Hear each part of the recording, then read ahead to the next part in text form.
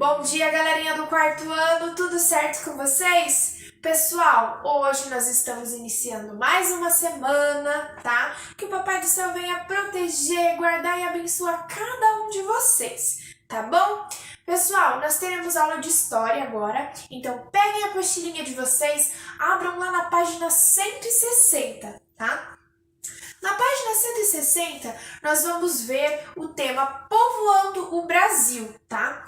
Então, ali naquele textinho, ele nos fala um pouquinho de tudo que nós já vimos no decorrer dos capítulos, né? Capítulo 3 e capítulo 4 da nossa apostila. Então, pessoal, no decorrer das nossas aulas, nós vimos sobre a ocupação dos portugueses e dos europeus no território que passaria a ser o Brasil, né? Vimos também que antes da chegada deles, o Brasil era habitado por diversas culturas indígenas. Vimos que com o passar do tempo a coroa portuguesa começou a enviar representantes, né, para garantir o território deles aqui, né? Vimos sobre os africanos que passaram a ser escravizados, né, e vendidos para trabalhar aqui no Brasil nas plantações de açúcar, trabalhar nos engenhos, né? E hoje, pessoal, nós vamos trabalhar com uma imagem meio sugestiva ali.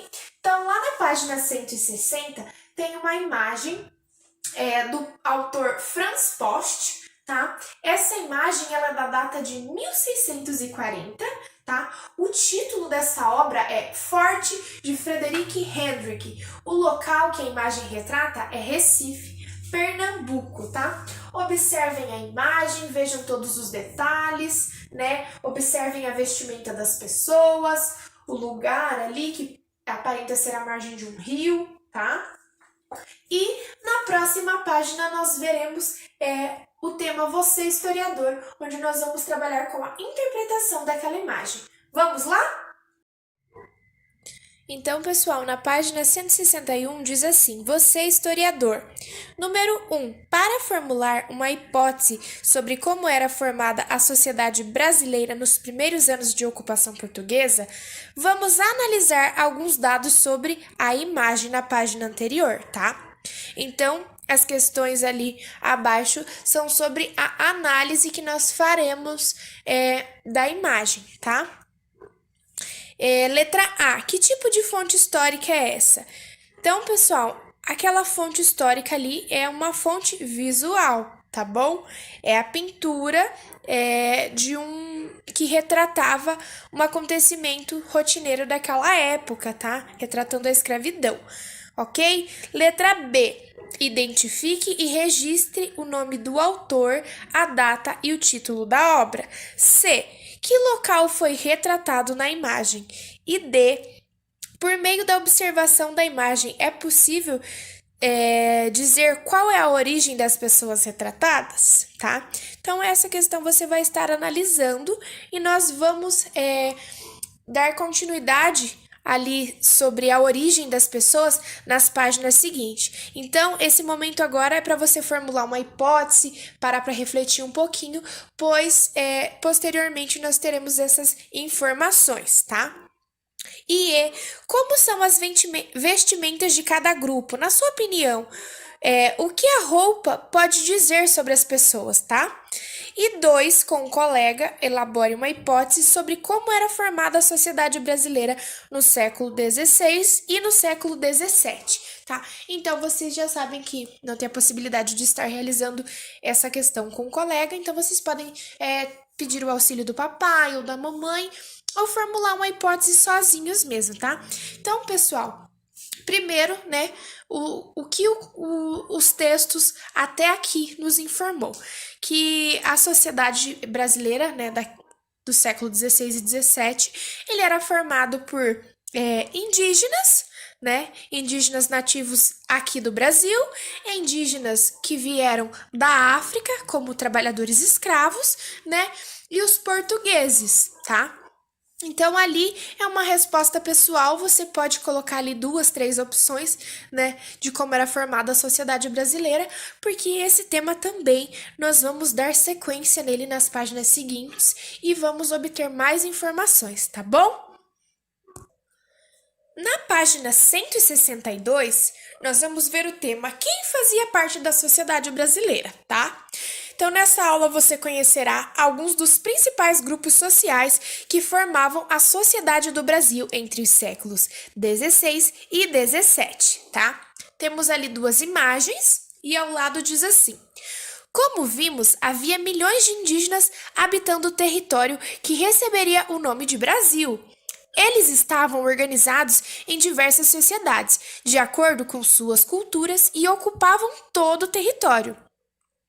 Parte desses indígenas passou a se relacionar com os portugueses, alguns como aliados e muitos como inimigos.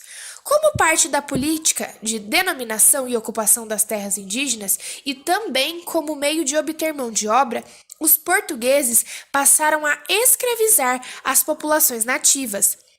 Depois, o tráfico e comércio de africanos escravizados ganharam maior importância em razão dos lucros obtidos com esses negócios. Assim, um dos principais grupos que formavam a sociedade do Brasil, já a partir do século XVI, eram os escravizados. A menor parte era formada por pessoas livres, portugueses e seus descendentes, ou seja, os filhos dos portugueses que nasciam aqui no Brasil.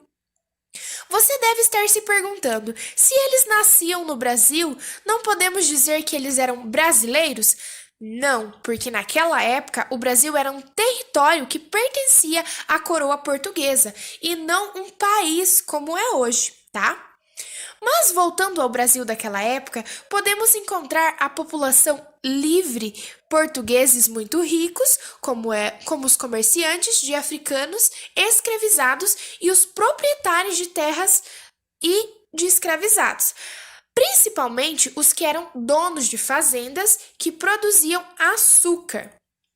Sob a autoridade desses homens, vivia uma extensa família, composta por esposas, filhos, afilhados e demais parentes, tá? Ali abaixo, pessoal, nós temos uma tabelinha: indígenas, portugueses e seus descendentes, religiosos, África, nos seus descendentes, tá? Então, pessoal, essa daqui era a composição da população brasileira, tá? Naquela época. Então, essa tabelinha aqui eu gostaria que vocês estivessem copiando no caderninho de vocês, tá? Coloquem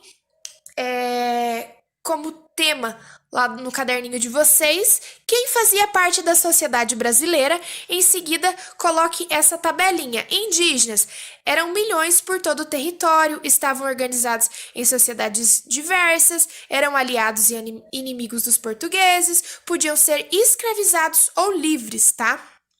Portugueses e seus descendentes escravizavam indígenas e africanos, lucravam com o tráfico de escravos, eram a minoria e podiam ser muito ricos, grandes comerciantes e fazendeiros, ou os pobres, e eles eram livres, tá?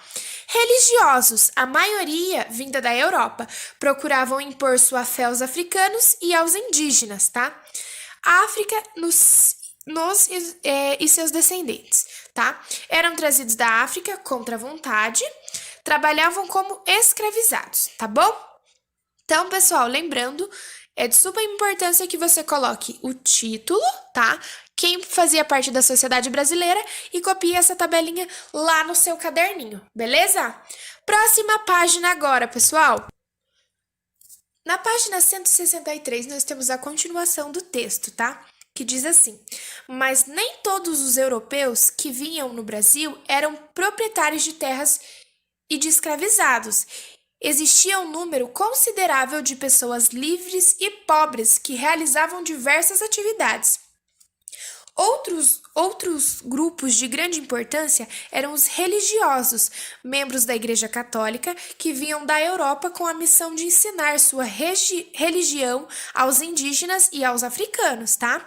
De acordo com o pensamento da época, os europeus acreditavam que deviam salvar essas pessoas por meio de sua religião, mesmo que fosse contra a vontade delas, tá? Não podemos esquecer que havia nesse período um grande número de indígenas livres que optaram por se afastar dos lugares ocupados pelos portugueses para fugir da escravidão e da morte. Eles viviam, portanto, como pessoas livres de acordo com suas tradições culturais, tá? Então, ali nós temos 3 imagens, tá? E a imagem agora, pessoal, diz assim: Anchieta Taumaturgo, autor desconhecido, século XVII. Olho sobre a tela, é uma pintura. Muro com cavalos e escravo, de Franz Post, século XVII. Olho sobre a tela. Uma paisagem brasileira, de Franz Post, 1650. Olho sobre a tela, tá bom? Atividade para nós encerrarmos a nossa aulinha de história de hoje, tá?